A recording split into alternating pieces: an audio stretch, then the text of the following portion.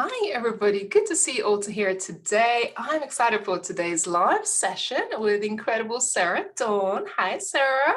Hello, and good afternoon to you, morning to people on my side of the world. Yes, and anywhere you are in the world watching this on replay, it might be midnight. Who knows? But today's session is about delegating your way to 6 and 7 figure business without actually a burnout, because burnout is real when you're trying to scale your business, grow your business. I certainly a bit of a work addict. So I'm actually quite excited to hear about it. And I know that delegating is something that we have to learn as we go. And yourself, Sarah, as someone who has built multiple businesses and you're a busy lady in your own right, I'm excited to kind of just hear from your insights of what it takes to grow and scale your business to 6 and 7 figures, but also not to burn out, because from your own experience, I know you have had the experiences of burnout. So go ahead and introduce yourself before we welcome everybody else on this call. Yeah, I think throughout the summit, I've met so many people, but if I haven't met you, I'm Sarah Dawn. I'm a entrepreneur, business growth expert, and an attorney. I've grown and sold my own businesses. I had a law firm for several years. I've had, staff in the 10 to 12 range of staff on my businesses at any point in time. And in growing my businesses, definitely learned burnout, thinking I needed to be the one to do it all, and learn that balance in having a team and delegating some of those parts of my business to other people, and how to do it wrong and right. I think I'm not ashamed of the ways that I've done it wrong and the lessons that I've learned and the super valuable tools that I've gained along that way, that I can share with you guys. And I really, when it's talking about delegating and growing your business and using delegating as a tool, I want to start off with a story of my own that every time I tell this story, the entrepreneurs in the room are like, that sounds familiar. So just to show that it's clear, I haven't always had all the answers. I didn't have access to summits like this and mentors when I was in the beginning stages of growing my business 10 years ago. It was very much trial by fire and figuring it out myself. And so this delegation story that is just the example of how things can go so wrong and how you can shift it to be so much more profitable is I had a staff starting my firm. I opened the doors and immediately had 3 employees, and I led people on teams before, but never had them as my employees. And I was very much, this business is my baby. Everything has to be done exactly right. Definitely micromanager to a T, and keeping my hands in everything that my staff should have been in charge of. And there's one day, there was an incredibly busy day. I was booked to the nines, just appointment after appointment. I think the copy machine had broken that day. And I'd gotten a phone call that was a very, very intense phone call from a client. One of those like top 10 will remember this phone call minute by minute for the rest of my career. And so I had shut my office door to take that phone call. And for the longest time with my staff, I felt like, if you have little ones, you'll know this feeling. I felt like shutting my office door was the equivalent of being a mom and shutting the bathroom door to go to the bathroom. Like, it's like this beacon to your children that they better come, like, knock on the door and bother you and let you know all the things that they could imagine at that moment. And that's kind of how my staff was at that time. So I shut my office door to take this phone call, and there's a knock on my office door. Just a minute, I'm going to finish this phone call first. About 5 minutes later, there's a knock on my office door again. If the place isn't burning down, I'm going to need you to give me a minute. Knock on my office door again. Put the client on hold, go find out what my staff needs. And she said, I don't know which kind of Post-its you wanted me to order. And I'm like, are you freaking kidding me? I'm mad at her in the moment. But real quick, I had to stop and reflect and go, what message have I sent? What have I done in guiding my team and getting them set up in their roles that she thinks she can't order Post-its without knocking down my door to ask me what kind she needs? And that was a really big aha moment in my path and how I was delegating within my organization and how I was leading my staff. Because I could have been mad at her all day long for interrupting my phone call, but somewhere in the point of training, she felt like she couldn't order Post-its without getting my specific approval. What message did I send? What did she think in her mind was going to happen if she ordered the wrong Post-its? And that was a huge reflection moment that is a lesson learned, because I think any of us that have a team, we can probably reflect back on ourselves on times that we've been so picky or so micromanaging, or just had our hands in every single task that the people on our team do, to a point that we can't get our own stuff done. And that's the really big part in delegating, and not just delegating in the sense of hiring a team that fills butts and seats within your organization, but delegating in a way that your staff feels empowered. They feel in charge of their own tasks, because that's what's going to keep them happy in their job. That's what's going to keep them producing and adding value to your organization. And that they just feel like, this is my bucket of stuff within this organization. This is how I'm adding value. And I'm proud of the kind of Post-its I know how to order. I don't need to go seek permission and get validation with every single step. I feel empowered and I feel proud of the work that I can do within this organization. People that feel like that within your company, they're going to stay and they're going to continue to create creative ideas and creative growth within your business. That's a whole different skill set from your own. Raimonda, I love the conversation style. Raimonda, you laughed at me a couple times. What are you thinking? I'm just like taking it all in and really enjoying it. I love storytelling, and it just makes me also reflect back when I first started with hiring teams and taking team members on board, and what was my style of management, and just how much I have started to allow them to take charge of their roles. But at times also experiencing these moments where minute tasks would be asked, okay, how do you want me to do it? And a lot of the times I just empower them, because you can't go wrong. Give it a try. If something is not right, I'll give you feedback. But this is so interesting. So what did you find from that story? Where did you go from there? Did you have a meeting, a conversation? I'm just so curious. Yeah, we sat down and, I sat down with her and I was like, I was really open with her. I go, listen, I was pissed when you kept knocking on my door. And, she's kind of like wide-eyed. And I'm like, and then I realized I have done something not right here. However, I've set up our relationship and your relationship with this organization, I screwed up. So let's talk about that.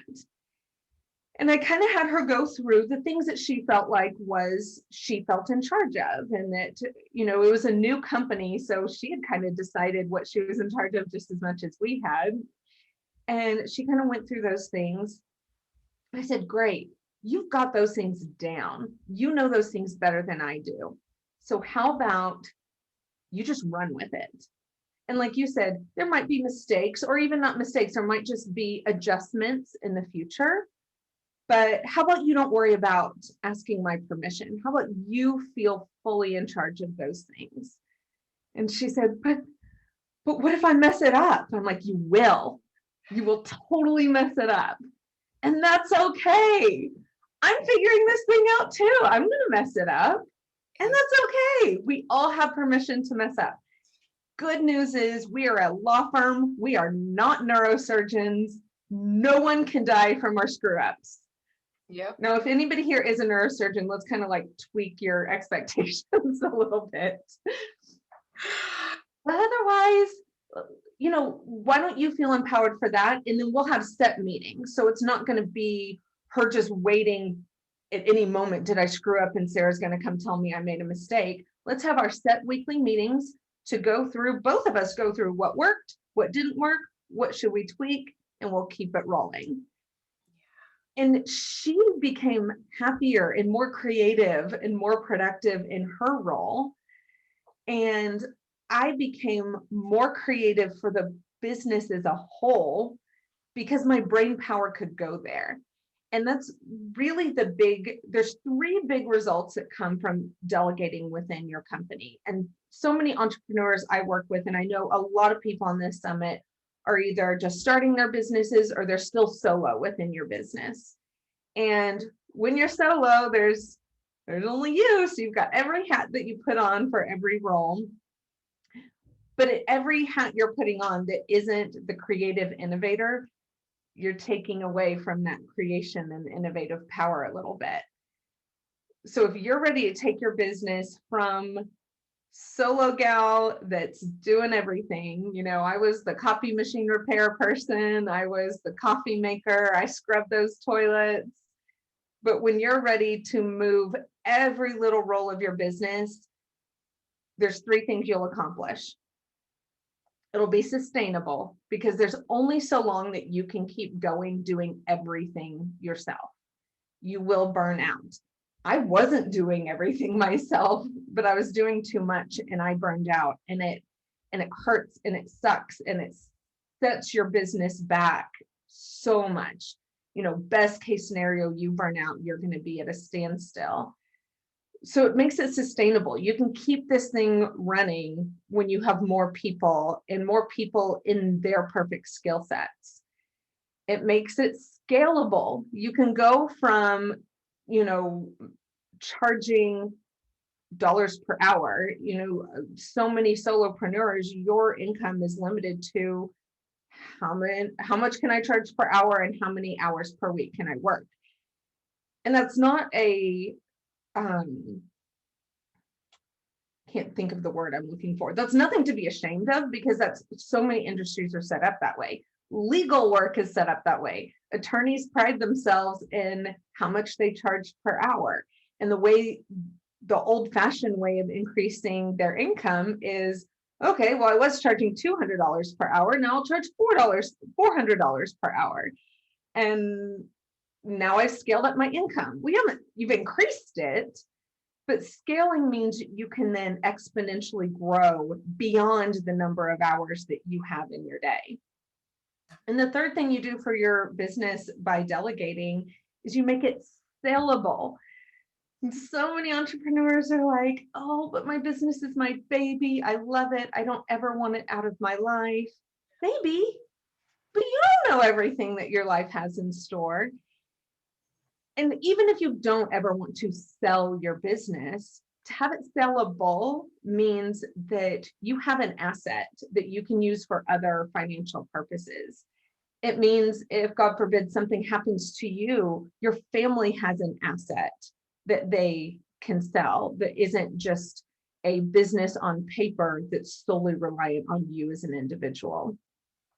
And if you do want to sell your business and you don't have any site or plan for it, most businesses that would come to me in mergers and acquisitions, they had never thought or planned for selling. It's usually about a 3 to 5 year process to get them in a place that they can.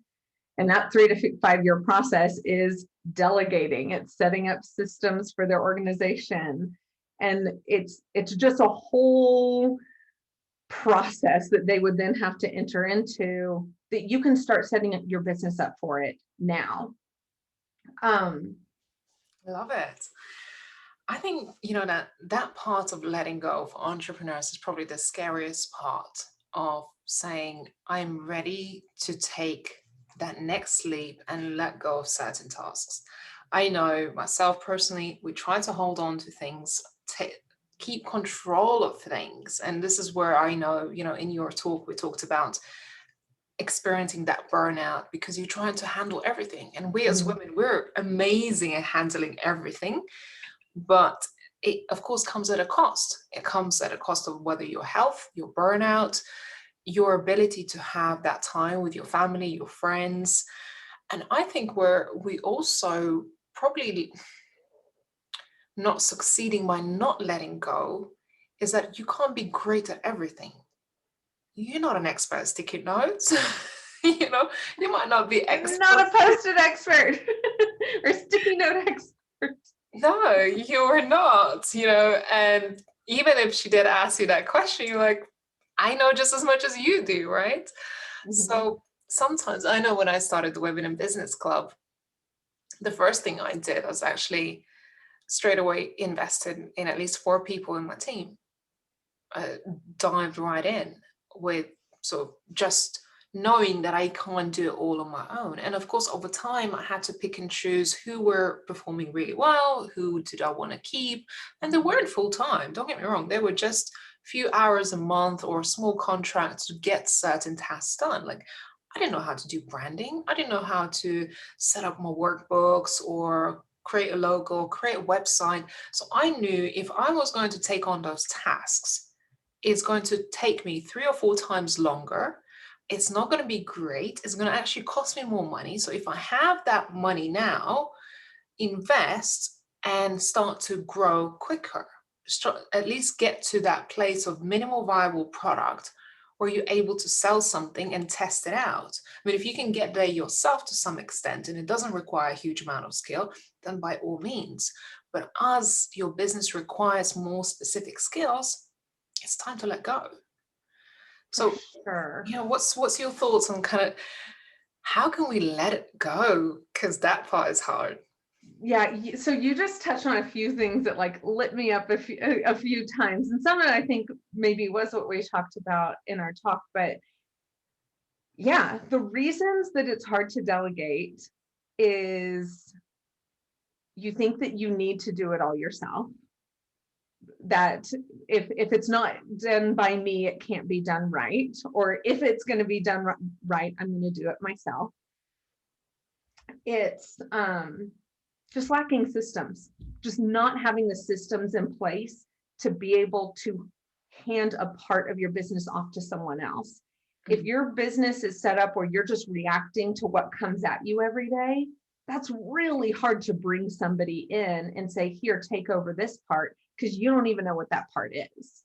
100%. I And agree. then also just kind of feeling like that's where your value lies. And I think this is the big, that control freak aspect and then that value aspect are the big mindset shifts to quit thinking I need to do it all and start thinking it is costing my business money by me trying to do it all. Because the most valuable thing that I could do as the partner attorney at this firm was not order post-it stamps or post-it notes. Yeah.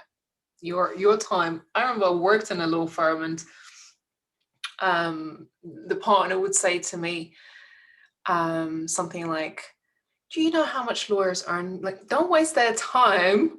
You got to focus on your job. Don't waste their time because they earn 5 times more than you in this law firm. Because I was marketing, sort of part of marketing team, and that would be constantly reminded to me.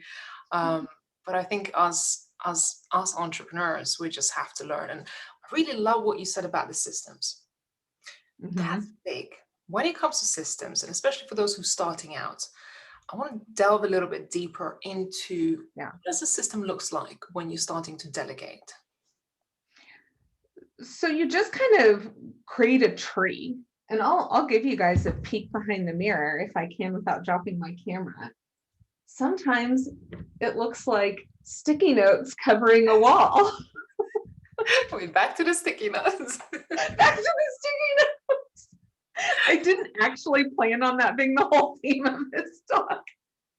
But here we are. Sometimes it's creating a visual tree for yourself. I love apps also like, Trello is a good example. Asana, there are several, apps also that work great, but you just need to look at the operations within your business and just kind of create an outline on how each one runs. And if you're earlier in the process, that's all the better time. Maybe spend a weekend, not more than one weekend, but spend a weekend and say, okay, what are the operations that go on to make this business run? If it's client onboarding, have form letters, and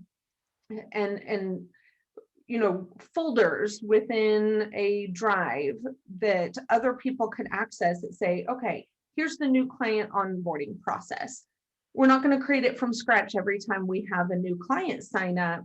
We know exactly what happens. This all goes out. You have it spelled out in an outline. Each little thing like that. And the sooner you do it, the less of an undertaking it is. If you're 3 years in and just now starting to create systems, great, you still need to do it. But just know you're going to want to dedicate some time to it. And in that case, maybe dedicate 2 hours a week that I'm going to pick, or 2 systems a week. I'm going to pick 2 operations within the business and create an outline in any template swipe file forms that I need to make this part of the operations run. Yeah. You will see an insane amount of time that you save and an insane amount of value that a VA or somebody else within your company can have by just having those things in place. And the added bonus is your clients will comment on it and notice. When I set systems in place for my consulting business, immediately I had clients saying, this feels so professional. This feels so put together. They're referring more people to you and they trust you more because they can see you've got everything in order for them. Yeah. I think it's, there's things that are going to be repeatable. There's things that you're going to be doing in your business over and over again. Like you were saying, the processes of onboarding clients, offboarding clients, serving clients, email templates, finance, accounting, all of those little moving parts that, okay, you may not be fully organized yet, but start to look at every single part of your business like a department. And as you do that, you can create SOPs around it. How does that work? That has really helped our business. And within our business, I even created a repeatable process every month, right? So that repeatable process looks like we have a monthly theme. Within the monthly theme, we have 3 interviews with the expert. We have 1, let's say, members call. So every month I know we need to get so many experts, so many workshops, so many social media graphics, so many emails that needs to go out. So I know, and my team know exactly what's going to happen. And once those workshops have taken place, they know, I don't even need to tell them, right? They know the process of what we do post-workshop. Yeah, they know. They're going to go in there, they're going to upload it, they're going to edit it, they're going to create an ebook, upload it in the right files, because everything is there and we know it. They know it. And when it comes to onboarding, even at our business now, it takes at least 2 to 3 months to train a new VA, because our business has expanded so much in terms of our operations that it takes for them a while to get to know it and get to know our business. But as you're starting out, what I also love doing is finding experts in a particular niche. Because we're all experts. You're an expert in something, right? And when you find an expert that's going to help you, let's say in marketing or social media or finance or bookkeeping, then they're doing their best in their niche, and you don't have to give the whole spectrum of a business away. You can still kind of keep hold of certain parts, but you give away that little part. And that's what's so important, because so here, when you're doing your first hire, if anybody's never hired anybody before and you're doing your first hire, listen to me. You do not want to clone yourself. I hear that so many times. I just need to clone myself. I could get so much done if I could just clone myself. Do not clone yourself with your first hire. You already have those skill sets. You have your perfect niche skill set, and that's being the creator and innovator within your business. You don't need another person doing that. You need someone that has a different set of skill sets, that they're awesome of that, at those things that either you're not so great at, you don't love, or it's just pulling you away from creating and innovating because you're spending so much time meddling in these other little aspects. So get the thought out of your mind that you need to clone yourself. You don't. You need somebody with a different set of skills. And that's important. How Raimonda said it takes 2 to 3 months to train a new VA. Think of how expensive turnover is if you're spending 2 to 3 months to train somebody new. And because of that, there's 2 things you really want to be intentional about. One is that you're picking that right skill set, that you don't just pick someone because they think the exact same way that you think. You might need them to think a lot differently from you. I know when you're hiring your first VA, it would be so great to have somebody that is artistic and creative and also has really good attention to detail and can do, proofread your blogs and your write-ups. Those are going to be 2 different people though. That's that unicorn person that is maybe too high of an expectation to say, I want an artistic creator that can do great graphics and somebody that can also proofread my stuff and that attention to detail. Those are such different skills and personality types.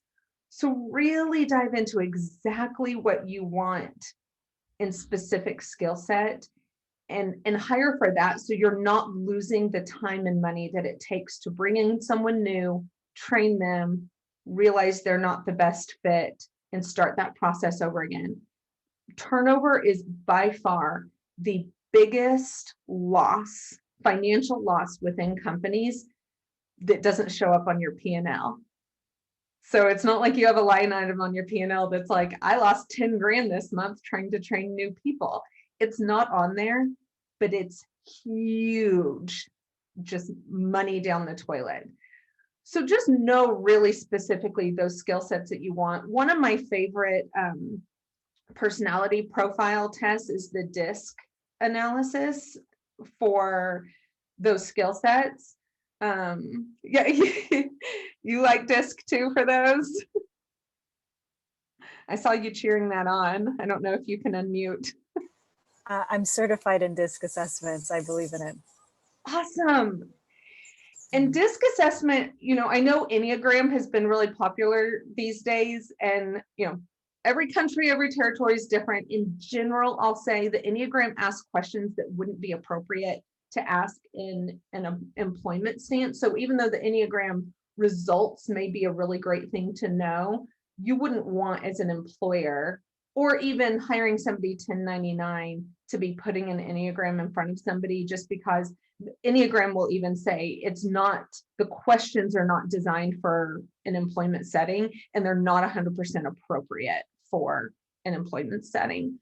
But DISC is a really, really great pinpoint on the personality type, and it spells it out right there, and you'll be able to know, hey, this is going to be a great person, head down, attention to detail, or this is going to be a great person that has that creative artistic side, if that's what you're looking for.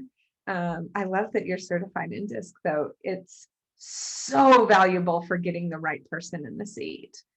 And Raimonda, you had said something out, like as you were talking, I was like, yes, that too. Okay, 2 things. First is when you have people on your team that you've used DISC, you've used some other assessment, that is the right skill set for that void in your business that you need filled. When they then know the processes and they know, okay, we just finished this is our next step, we can do this, and they can just run with their own job without having to knock on your office door, or without having to get your approval, or even more so without you coming and telling them the next step, they feel so much more fulfilled in that role, and they'll stick around. You will avoid turnover in a huge way, and you will keep people that are valuable in your organization if they feel like they can do their job independently. Yeah.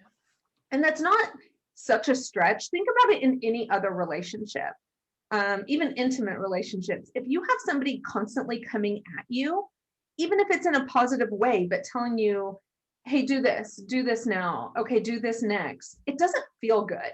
It's frustrating. And it's just like this constant intake that makes you question, oh, did I do it right? And it kind of keeps you on eggshells.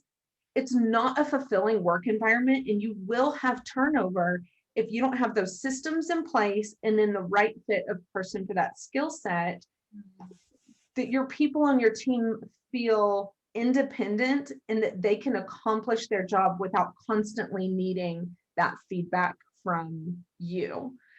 And you know what I love when I'm doing my hires, doing the personality test. We actually have there is a personality test within our community.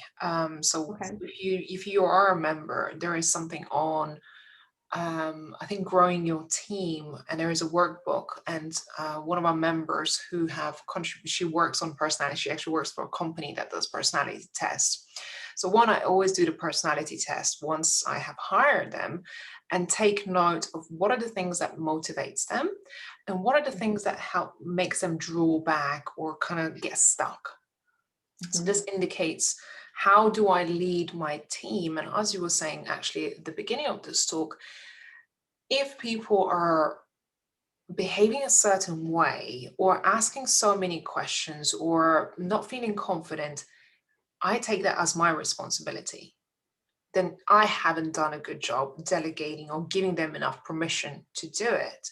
So when I have got a team member, one we used to do before, the craziness of summer kicked off, weekly calls. And during these weekly calls, well, first of all, when I hire, I tell them, I need you to be independent. I'm so busy that I won't be able to delegate tasks. So I'll give you a full structure of what you need to do on a monthly basis. And this is what you roll with. And then we'll have regular calls to just see where you are. And you can always ask me questions or have another team member who they can go to. So then it takes the pressure off me. There is another team member who will guide them, who's more experienced, who have the correct answers. But then once we start working, is creating this space for us to have feedback. Right, so having these team calls and inviting them to give me feedback about the business. This is where a lot of creativity comes in. They fire up to be able to create projects, create ideas. And especially us, we're still a small business. We have a small team. So that means their ideas can get implemented almost right away. And that gives them so much motivation to know that their voice matters and their ideas are taken on board. And when they give us feedback, okay, if there is some system isn't working, give me feedback. Let's see what we can do about it. And it's just so important to have that two-way conversation, because they will see things that you're not able to see. And this is where, last year I took on a personal challenge.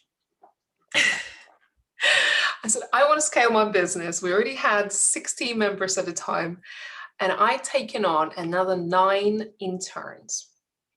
Come on, folks, hop on in. Because it was COVID and we weren't as busy, I thought, you know what, let me use this time to train few people up, give them the opportunities, because there weren't many work placements. So I wanted, because we already have so much training within the community, I wanted to give them that opportunity to get those skills. So we onboarded 9 interns. Very quickly, we were left only with 5 for different reasons. They weren't able to participate, family issues and things like that. So we ended up with, I think, 5 or 6, and then over time, they kind of dropped down, I think, to about 5. But even expanding our team from 5 to 16 members to then adding another 5 or 6, that brought us to 12. This was my personal challenge to see how would I handle a big team. For me, that was, the biggest team I have had in my business. Yeah. And this is where it got really interesting, where we had to create those SOPs. We had to create those systems. We had to create better filing and ability to access things and manage the team. And, still not perfect. I'm still learning, and I had to learn along the way. And even now, if there is lack of communication, it comes down to me, right? After those interns have completed, I think it was 5 or 6 months period, 3 of them stayed on. So that was really good result. I thought, that is actually a lovely result to have. Really great retention. And they wanted to, they were very motivated to stay on. But that taught me a lot, that I personally wanted to have that challenge, and I definitely took it on. And it does. And what you did right there is you didn't try to hold on to people that weren't a good fit. You said several people left. I think sometimes it can kind of fly in our ego a little bit if somebody wants to leave our organization, and we can be like, no, just stay because it feels comfortable, or because you're used to it, or it just makes you feel good that you can make someone stay. But if it's not a good fit, it's not a good fit. And then you were able to pour into the people that were a good fit, and think how empowered they feel to be invited to give feedback, be invited to be a creative voice within your organization. That feels good. And that's why they want to stay. And those SOPs, those, if anybody's not familiar with the letters, the standard operating procedures, I want to give you a task. Whether you're solo and brand new, or you already have a team and you're several years in, is if you're solo and brand new, have your iPad or a different device near you. Probably not a written pad, because then you'd have to get it put in another format. But a different device next to you, that as you start, like I said, pick a couple operations a week, that as you do them, just have a Google Doc or something open and outline that operation within your business. If you think, okay, I've got a new client I'm onboarding, I'm going to go ahead and open this up and just journal out what I did that was part of that process, and what templates I need to create to make that repeatable easily. If you already have a team, you can kind of cheat and put it on them. And that's the situation I was in. My first business coach I hired 3 years into my law firm, and we already had, I think, 8 to 10 people on our team. But that's what we did for them. We had each person on our team keep a Google Doc open. I don't even know if there was Google Docs then. Probably like a Microsoft Word doc open. And pick 2 operations a week that were part of their tasks, and give us an outline of how they do those things. And quickly you have these standard operating procedures in place that those are critical, going back to that scalable and saleable business. Having operating procedures lets you hire new people and onboard them more quickly, and keep everybody on the same page. And then those monthly meetings or weekly meetings, even depending on, your company, that invites the feedback, invites people to sit down safely where it's non-confrontational and say, hey, I don't think the system's really working, or I have an idea on how we can make this system a lot more fun, a lot more profitable. It doesn't all have to be business. Just my day would be more enjoyable if we switch this system up a little bit, and have that place that they feel empowered to have those conversations. You can only come up with so many ideas, and they're really great ones if you're an entrepreneur and have started your own business.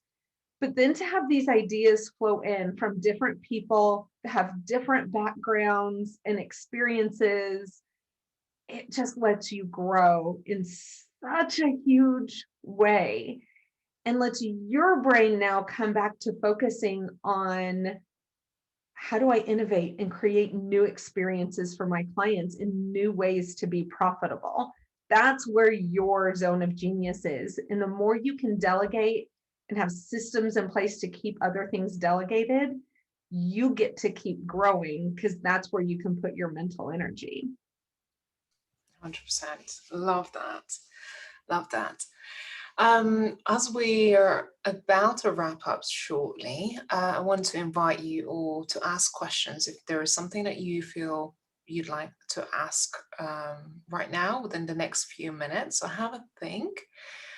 What other fun things that you did with your team, or any other kind of little story that you'd love to share? I always love kind of just dive into just from your experience, the things that really worked, or maybe something that didn't work that was quite funny for you to kind of learn along the way. Okay, so when I talk about the DISC personality profiles, we had created a team of all people we just enjoyed being around, which is great. You know, at that time it wasn't virtual. We were all in an office together. So our hiring decisions were mostly dependent on, hey, do we enjoy these people's company? And Tina, I'm going to have you chime in and tell me which personality profile I'm talking about, because I don't have each of them memorized. But essentially, our consultant comes in and does the profiles for all of us, and we're all party animals. Like, there's like one person on the team with attention to detail. What were we high I? What were we, Atina? You're either a high I or a mix between DI. Like I love to party, I love to go out, and I'm a D, and my best friend is like an I, and we're like together, we're like blah blah blah blah, blah all over the place. Like detail goes out the window. Type of thing. Yeah. So we had one detail-oriented person, one kind of control freak person, and all the rest of us were the party animals of it. I think we were high I, all the rest of us. And our consultant's like, listen, you guys are going to attract a lot of clients. I can see why you're attracting a lot of clients.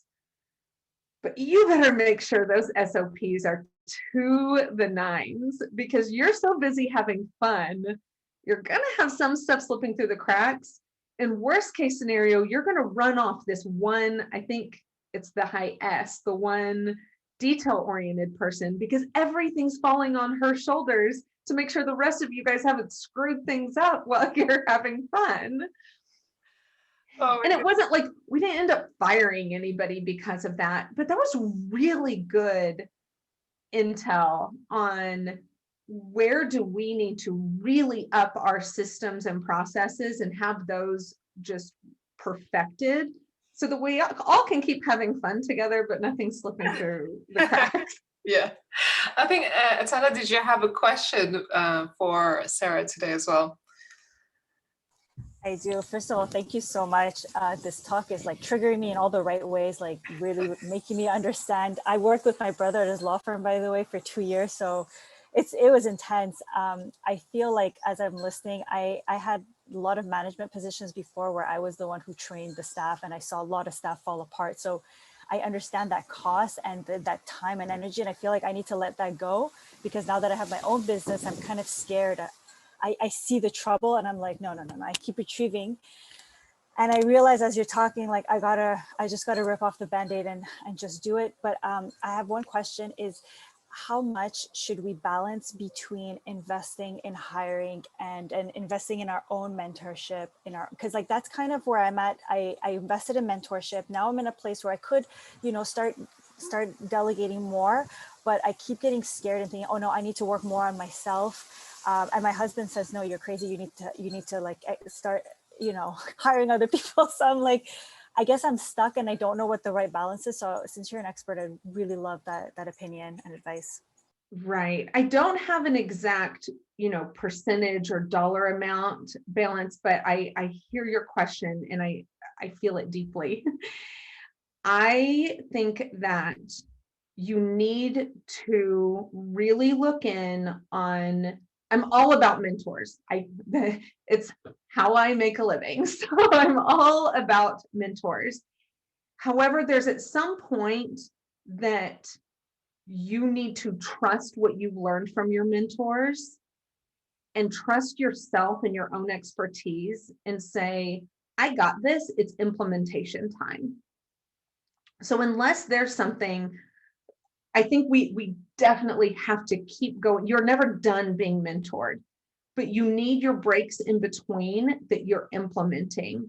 And your implementation is where it's time to bring in people and delegate. And start small. You don't have to hire on, like Raimonda said, it's not that she hired a dozen full-time, in the US, we call it W-2 employees, true employees versus independent contractors. But start small where you say, I've learned so much from these mentors, take some actionable steps from them and say, these are the parts of my business that I'm losing time and energy by continuing to do it. Something I'll repeat pretty frequently to my clients, for example, is you are the most expensive bookkeeper you could possibly hire for your organization. So how many operations within your company are you the most expensive person you could possibly be hiring to do these things? And if you're choosing money towards another mentor versus money towards delegating those things out, I think you need to go ahead and delegate those things out. Because you're not losing time and losing growth in your business by not being mentored. You are losing time and growth in your business by continuing to keep a lot of these tasks on your plate.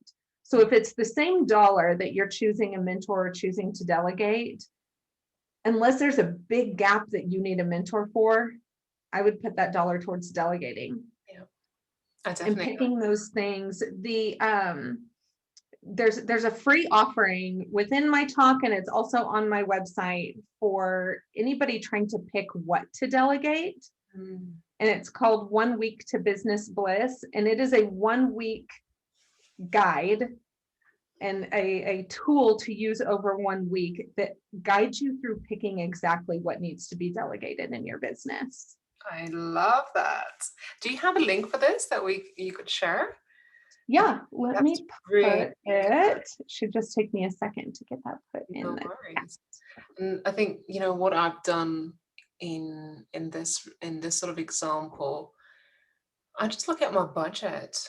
How much budget do I actually have on a monthly basis? If it's, maybe $500 or $600 or $1,000 or, $1,500, then I would see how can I split it up into the core team members that I need. So, I would have website support. That is essential. And I'd look at what are the completely essential things that I need that I cannot go by. I can't go by without web support. If something goes wrong, I'm going to have to pay 5 times more for an external team member to come in as opposed to someone paying on a monthly basis. So I'm saving by doing that, by having a contract with someone who I pay smaller monthly fee, but I know they're always there, right? Or someone to run my email systems. That really works because but it doesn't have to be huge budget. Just having multiple people responsible for certain parts, but really making sure that it fits your budget. And there's tons of people who will do great work for not as much as you think. And you can just try it out. You don't have to invest huge amounts of money to get started. Yeah, I definitely recommend starting with freelancers or virtual assistants that you can find them for a few $100s a month. And that lets you kind of test the water. Now, Atina, you said that you had already led teams within the law firm, so you have that leadership experience. But if anybody doesn't, hiring a VA is a really great time to start testing the water on learning to be a good leader and learning those leadership skills and how to set boundaries and expectations within your organization. Yeah. But it's not that now somebody's entire livelihood is on me and I'm not paying myself because I'm paying everybody else. Kind of, start testing the waters with specific skill set VAs and freelancers that can take some of this stuff off your plate. Web support is a perfect example. I'm sure any one of us entrepreneurs have spent 6 hours trying to fix a glitch on our freaking website. Yeah. Can you tell I have experience with that? Oh my God. And I catch myself with it. The other day, I was trying to create a fillable PDF form And I was 2 hours into this PDF and I was like, what? I think my husband even called me out on it. I was like, what on earth am I doing? This is exactly what I teach my clients not to do. But, caught myself, I thought it was going to be a quick task, caught myself 2 hours in and said, I can get this done for $50 on Fiverr. There are people waiting to take this project. That said, I think it's important to point out that I am passionate about paying people a livable wage.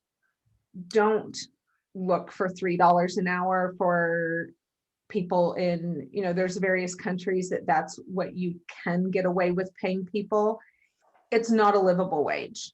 Yeah. Even if it's a VA or a freelancer advertising that they will take less, don't pay less than what a livable wage is to somebody. It's not ethical, and it's just not spirit and vibe and energy wise. It's not how you want to grow your business by stepping on another woman's neck that will take a few dollars an hour because she desperately needs food on the table. You can pay something very low within your budget that's still per hour you're paying an ethical wage to whoever's doing that work.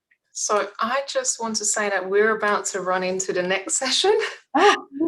So we run out of time. I can see Hillary's question about systems. In terms of systems, feel free to connect with Sarah if she's open to receiving a DM and just giving you a few tips on that. I know Hillary and I had plans to connect anyway, so we'll make sure and talk about that as well. I'll write down your question. Amazing. So in terms of systems, again, it doesn't have to be anything complicated. Just start simple, and there's lots of free systems that you can start. And system doesn't mean like anything huge.